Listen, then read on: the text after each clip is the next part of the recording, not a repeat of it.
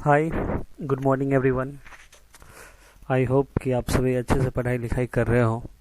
चलिए अब हम आज का टेस्ट एनालिसिस चालू करते हैं। तो पहला क्वेश्चन है हमारा क्या कि पीटल और फ्लावर में जो संबंध है वही संबंध हमको इस चारों में से एक में ढूंढना है। पीटल क्या है? फ्लावर का ही एक पार्ट है, ठीक ना। तो अब देखना हमको साल्ट पेपर, क्या ये इसका साल्ट का पेपर जो होता है वो पार्ट होता है? नहीं। बेसबॉल नहीं, फैन वॉल नहीं। तो हमारा पेज बुक, पेज बुक जो है वो क्या होता है? उसी का पार्ट होता है। तो इसलिए आंसर क्या हो जाएगा? बुक का ही पार्ट होता है ना पेज, इसलिए ये आंसर हो जाएगा। ठीक, चलिए नेक्स्ट क्वेश्चन देखते हैं क्या है हमारा। नेक्स्ट क्वेश्चन है क्या कि अगर हमारा, हाँ, डॉक्टर और नर्स का जो रिलेशन है, यानी नर्स क्या करती है? डॉक्टर का इंस्ट्रक्शन फॉलो करती है। तो वही रिलेशन हमारा चाहिए फॉलोवर के साथ। किसके साथ होगा? फॉलोवर। फॉलोवर मीन्स अनुयायी, या जो दूसरे का आदेश को पालन करता हो, या वो एक इशारे पर उसके साथ चलता हो। तो एम्प्लॉयर फॉलोवर, एम्प्लॉयर भी तो कर्मचारी हो गया, इसके साथ नहीं बनता। मैनेजर, मैनेजर का काम क्या है? मैनेज करना वर्क सबको। वर्कर भी हो गया फॉलोवर टाइप ही। लीडर, लीडर को हम लोग फॉलो करते हैं। जो हमारे लीडर होते हैं उसको क्या करते हैं? हम लोग फॉलो करते हैं। बहुत सारे आप देखिएगा, कोई मोदी जी के फैन होंगे, कोई राहुल गांधी का फैन होगा, कोई अन्य अन्य पार्टी का, कोई पुतिन का फैन होगा, कोई, सबका बहुत सारा फॉलोवर होता है। तो ये हो जाएगा आंसर इसका। नेक्स्ट क्वेश्चन क्या है हमारा? नेक्स्ट क्वेश्चन है कि इनमें से सबसे अलग कौन सा है? Zebra, lion, tiger, horse. अब देखो, लायन टाइगर तो एक जैसा है, ठीक। अब हॉर्स और जेब्रा, तो क्या डिफरेंस मिल सकता है हमको? देखो, अब ये तीनों एक जैसा ग्रुप बनाता है। ये तीनों कैसा ग्रुप बनाता है? एक जैसा। कैसे?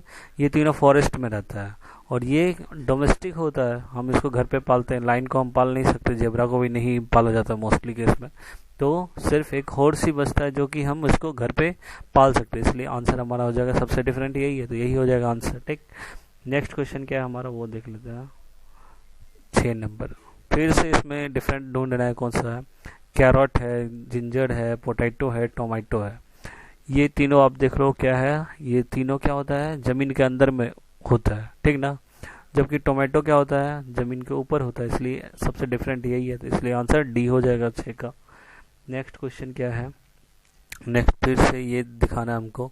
अब देखो, सिलिकॉन है, जर्कोनियम है, गैलियम है। ये तीनों क्या है? सेमीकंडक्टर के रूप में यूज होता है। ठीक, सेमीकंडक्टर जो कि क्या होता है?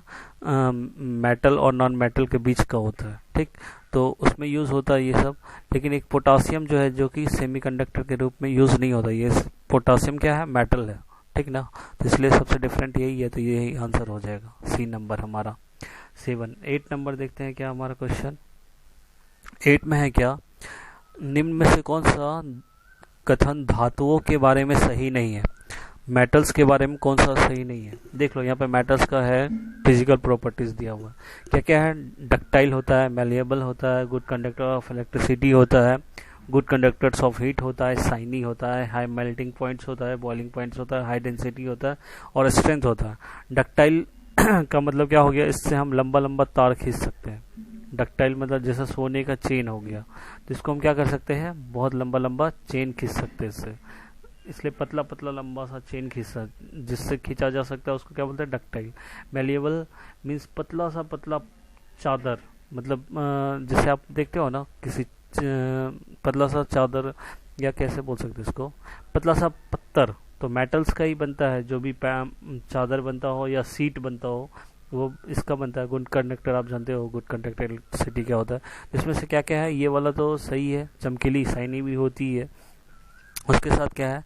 ये ऑक्सीजन के साथ जब इसका रिएक्शन ऑक्सीजन के साथ होता है तो ये अम्लीय नहीं क्षारीय बनाती है, ठीक ना। बेसिक ये क्षारीय बनाती है। कैसा? क्षारीय। ठीक, तो यहाँ पे ये वाला फॉल्स था स्टेटमेंट। ये स्टेटमेंट क्या था? फॉल्स था। बाद बाकी ये विद्युत धनात्मक होती है। क्यों होती है विद्युत धनात्मक? क्योंकि मान लो हम सोडियम हमारा है ये, तो इसके कैसे होता है? 2, फिर यहाँ पे 8, और एक होता है इसके आउटर मोस्ट सेल में एक इलेक्ट्रॉन। तो ये एक इलेक्ट्रॉन दे देता है, तो इसलिए एक इलेक्ट्रॉन पर कैसा चार्ज होता है, निगेटिव चार्ज होता है। तो एक निगेटिव ये कम कर लिया तो क्या कैसा आयन हो गया, पॉजिटिव आयन। तो इसलिए विद्युत धनात्मक होता है और यह उष्मा तथा विद्युत दोनों का सुचालक होता ही है। देख रहे हैं हम यहाँ पे हमारा कौन सा नंबर है 3 और 4 number, good conductor of electricity and good conductor of heat, दोनों बात है। तो सिर्फ ये जो हमारा स्टेटमेंट था ये गलत था, बाद बाकी सही है। चलिए नेक्स्ट क्वेश्चन देख लेते हैं कौन सा है। नेक्स्ट क्वेश्चन के बारे में क्या है, एक भक्तिकालीन संत दादू थे, इनके बारे में। तो इनके बारे में सभी कथन है, ये निर्गुण परंपरा को फॉलो करते थे। इनके प्रमुख शिष्य का नाम रज्जब था। ये सारा का सारा क्या है, स्टेटमेंट इनके बारे में सही है, ठीक ना। चलिए नेक्स्ट क्वेश्चन देखते हैं। नेक्स्ट क्वेश्चन क्या बोल रहा है कि इनमें से सबसे ज़्यादा सक्रिय, सबसे एक्टिव, मतलब जो किसके साथ किसी मेटल या नॉन मेटल के साथ जो सबसे ज़्यादा रिएक्शन कर सके उसको सबसे रिएक्टिव बोला जाता है, और जो सबसे कम कर सके वो लेस रिएक्टिव बोला जाता है। जैसे आप देख लो ये है, सबसे ज़्यादा रिएक्टिव कौन सा होता है, पोटासियम, उसके बाद सोडियम, उसके बाद कैल्शियम, उसके बाद मैग्नीशियम। सबसे लिस्ट कौन सा होता है, ये हमारा सोना। तो सबसे लिस्ट रहेगा तो ये हमें क्या मिलेगा, शुद्ध मात्रा में मिल सकता है। ये अगर हम खोजे कहीं पे जाके, तो अगर सोना कहीं पे होगा तो चांसेस है कि ये फ्री स्टेट में डायरेक्ट हमको सोना ही मिल जाए। लेकिन ये सब जो पोटासियम है, सोडियम है, ये हमें डायरेक्ट सोडियम या पोटासियम के रूप में नहीं मिलेगा, ठीक ना। तो फायदा भी है, नुकसान भी है। अगर हम सोना चाहे तो फ्रीली हमको ऐसे ही मिल सकता है सोना का जाके चट्टान से थोड़ा सा। तो नेक्स्ट क्वेश्चन की ओर देखते हैं। नेक्स्ट क्वेश्चन क्या है हमारा, हाँ देखो, बोल रहा है कि भारत के पूर्वोत्तर में वन क्षेत्र में आई कमी। पूर्वोत्तर मीन्स जो हमारा इधर है, आसाम हो गया, मेघालय हो गया, मणिपुर हो गया, ये सब जो 7 सिस्टर है वो सब, उसमें क्या है आने का क्या क्या कमी है। तो 2 मेन कारण है, झूम चक्र की अवधि में कमी और भूकंप के कारण होने वाले भूसंखलन में भूसंखलन जो होता है, तो क्या होता है उसमें, मान लो ये पहाड़ है, ठीक ना, पहाड़ है ये, तो इस पर अगर बारिश हुई, पूरी बारिश हो गई, मान लो बारिश हुई पूरे से, तो ये क्या होगा, ये मिट्टी आके इधर से स्लिप हो जाएगा।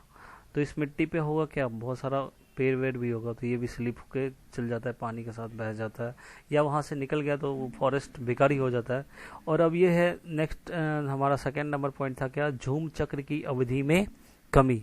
झूम चक्र क्या होता है, देखो उधर फॉरेस्ट एरिया में आदिवासी लोग रहते हैं, ट्राइबल लोग, ये लोग क्या करते हैं, पूरा का पूरा जंगली इलाका है, ठीक ना। तो ये लोग क्या करते हैं, पहले जाते हैं इतना दूर में, यहाँ पे जो जंगल वंगल रहता है उसको साफ़ करते हैं, फिर यहाँ पे खेती करते हैं, ठीक।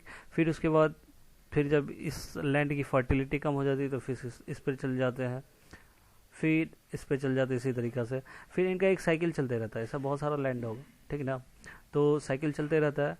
तो क्या होता है कि जब तक इधर से राउंड मार के आएंगे तब तक ये सब फिर से जंगल हो जाता है।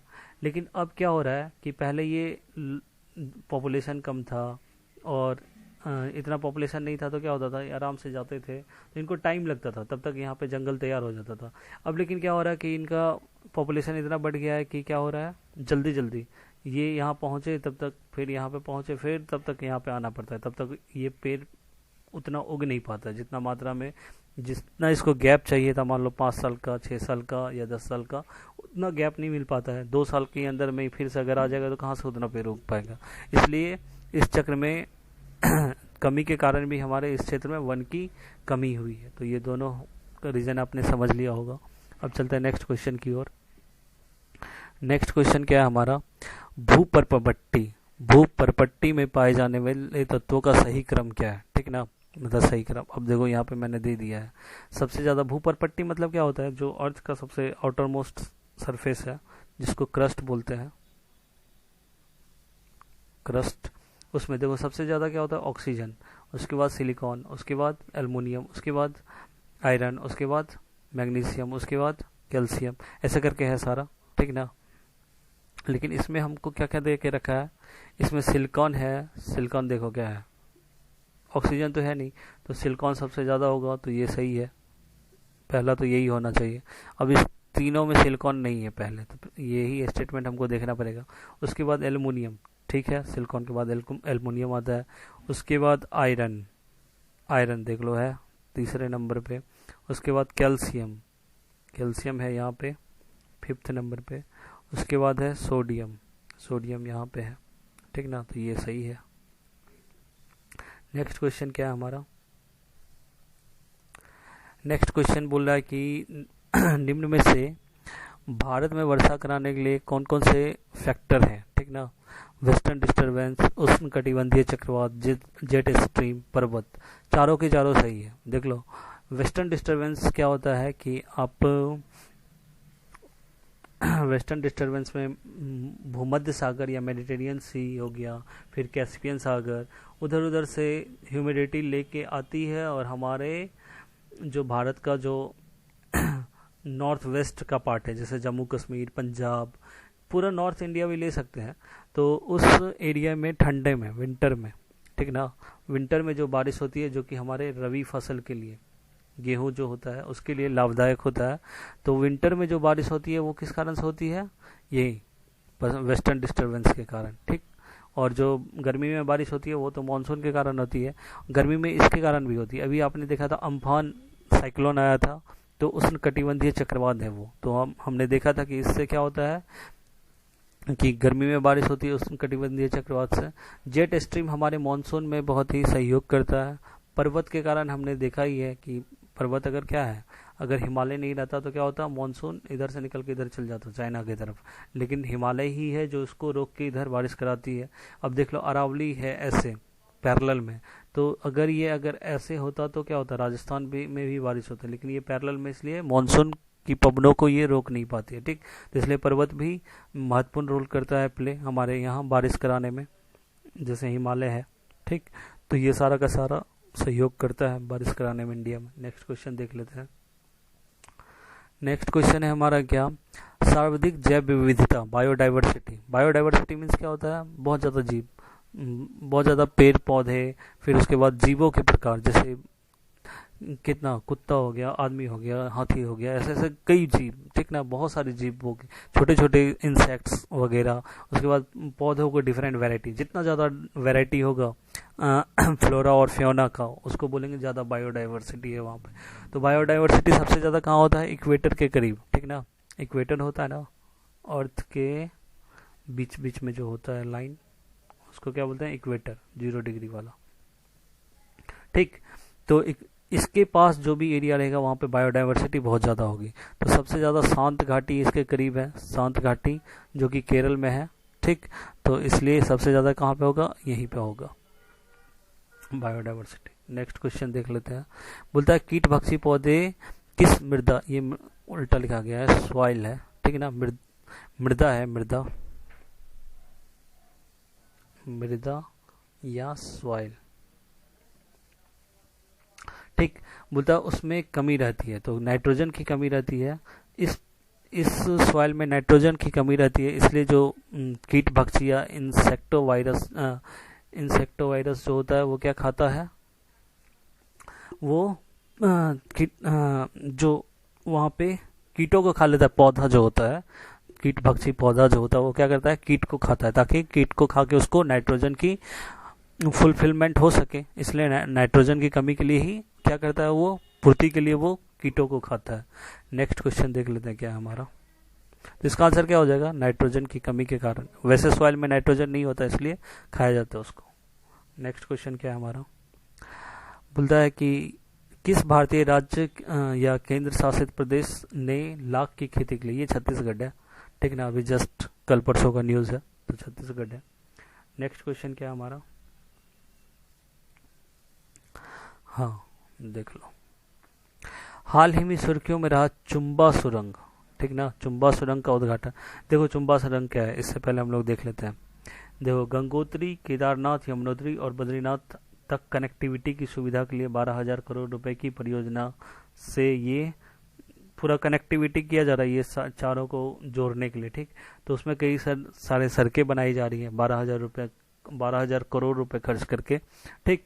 तो ये जो एक रोड है ऋषिकेश से जो धरासू मार्ग पे है, उसी पे चंबा शहर के नीचे ये जो है 440 मीटर का सुरंग, लंबा सुरंग बनाया गया है। इसी सुरंग का नाम है चंबा सुरंग। ठीक, इसको किसने बनाया है? तो सीमा सड़क संगठन BRO ने बनाया। ठीक, चलिए नेक्स्ट क्वेश्चन देख लेते हैं।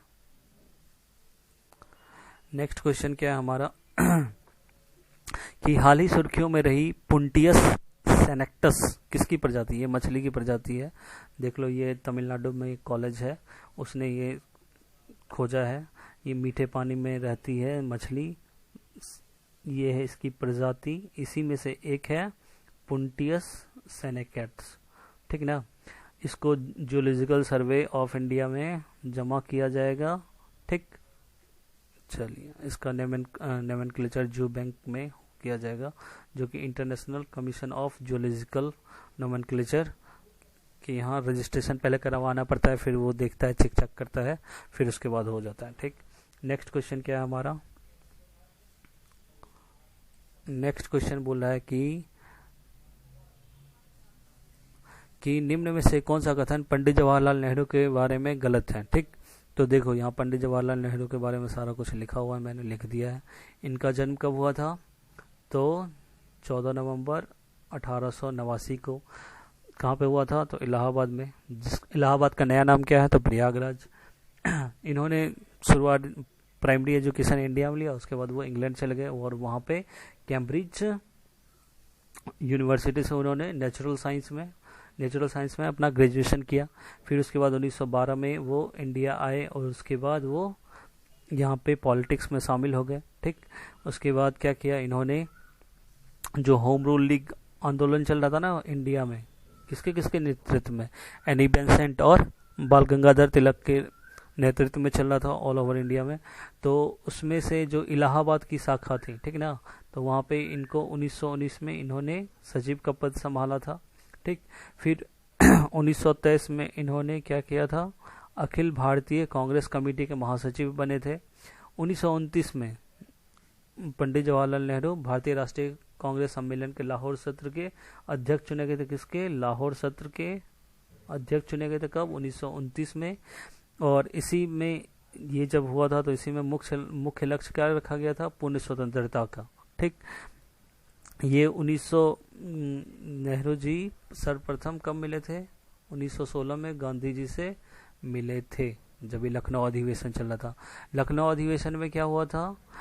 जो नरम दल गरम दल था वो दोनों एक हो गया था, जो कि 1907 में अलग हो गया था। ठीक, 1900 यहाँ पे अलग हो गया था और 1916 में जाके साथ हो गया था दोनों, नरम दल गरम दल। ठीक, उसके बाद इनकी मृत्यु कब हो गई थी? इनकी मृत्यु हो गई थी 1964-27 में। अभी तुरंत मनाया गया है ना, इनका श्रद्धांजलि दी गई थी। ठीक, तो ये रहा। नेक्स्ट क्वेश्चन क्या है हमारा? नेक्स्ट क्वेश्चन पूछ रहा है असुरा साइट्स झारखंड में पाए जाने वाले राष्ट्रीय महत्व के स्मारकों या स्थलों में निम्न में से कौन से हैं? इलाके नहीं है। ठीक है ना, ये चारों है, इसमें से आपको ढूंढना है कि असुरा साइट्स जो है झारखंड में। देखो यहाँ मैंने दे दिया है। देखो आर्कियोलॉजिकल सर्वे ऑफ इंडिया जो है उसने झारखंड में 12 मॉन्यूमेंट्स ढूंढे हैं जो कि नेशनल इंपॉर्टेंस के हैं। ठीक, उसमें से असुरा साइट्स के कितने हैं? 5।